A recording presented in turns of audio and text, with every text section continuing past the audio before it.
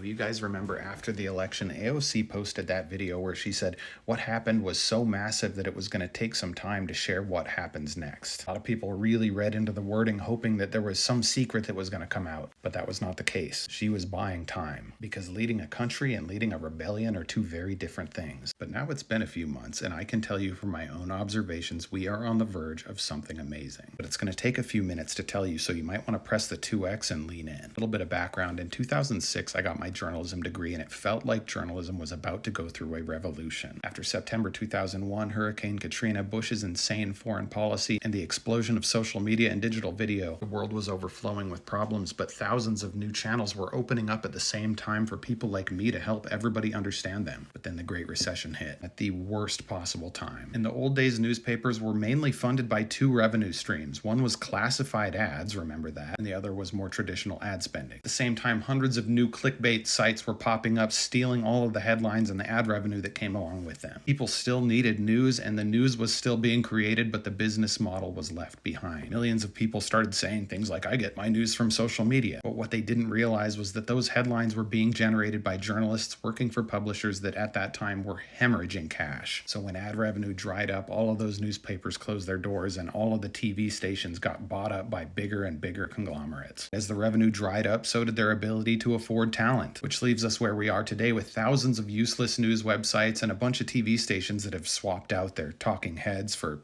talking faces. Hilariously, the information age actually resulted in an information wasteland where the average voter can no longer decipher truth between an Onion article and a peer-reviewed CDC study. But in November, everything changed. November created necessity. And necessity breeds invention. And with the epidemic of misinformation at an all-time high, clear and accurate information has never been more necessary. For those of us who crave it, we stood and we watched Hillary Clinton lose because, hey, at least she got the popular vote right. This is still a fringe minority. And in 2020, we looked at scientists and we looked at our therapists, and then Biden won and we thought, finally, he's behind us. But 2024 hit us like a bucket of ice over the head. Losing the electoral vote, the popular vote, the House and the Senate, that was the huge thing AOC was talking about. But from that prolonged state of desperation, an entirely new movement is building. And that movement is leaving all of its ducks behind. Civility, the kindness movement, false equivalency, and the both sides bullshit in reporting,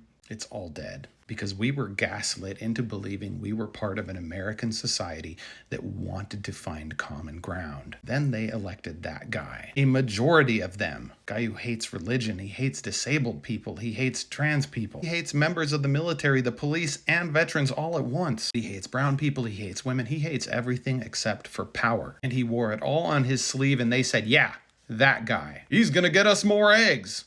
White eggs only, please. Now, I love my progressive community, but this is what it took. Like good, kind, reasonable, empathetic, academically minded, scientifically minded people, it took that guy winning again with a majority vote for us to say maybe outrage is the civil response here. I love the scientific method, but it is slow. But we finally got here, and I know from what I'm seeing that this is real. TikTok, for all of its challenges, showed us that there was a business model that would support content creators on the left. All of these displaced academics, these recovering journalists, these scientists with a side hustle, they were finally given a monetized platform with a microphone and an amplifier that helped them do what they've always wanted to do, which is inform people with absolutely unvarnished authenticity, and now with a rage and ferocity I've never seen before. This thing that is coming, I can't put a name on it, but it is a new era for advocacy and for journalism. And just like you see an evolution, it is seemingly popping up everywhere all at once. The insider political strategists, the big journalists, influencers, scientists, nonprofit and consumer advocates, everyone has come to the same conclusion because the need for clear news is still in demand. And there are thousands of people looking to fill that need with accurate information. But it is now clear that the legacy media outlets and the legacy business model cannot connect the product to the market. But all the components are still there. There is a need, there is a solution, there are platforms, and there is funding.